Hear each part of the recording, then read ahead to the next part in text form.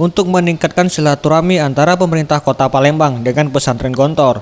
Para alumni pesantren Gontor yang ada di Palembang melaksanakan ramah tamah dengan pemerintah Kota Palembang. Acara ini dihadiri pemimpin Pondok Gontor Hasan Abdul Sahal dan Sekda Palembang Harobin Mustafa. Begitulah, alhamdulillah, dengan pola ini anak-anak bisa berjumpa. Kalau selama Indonesia anti komunis, anti penjajahan, bersatu. Yang merusak Indonesia adalah komunis dan penjajah.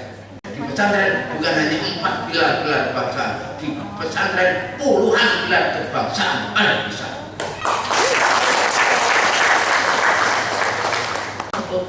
Kenapa? Lillah, lillah. Kita mengatakannya lillah.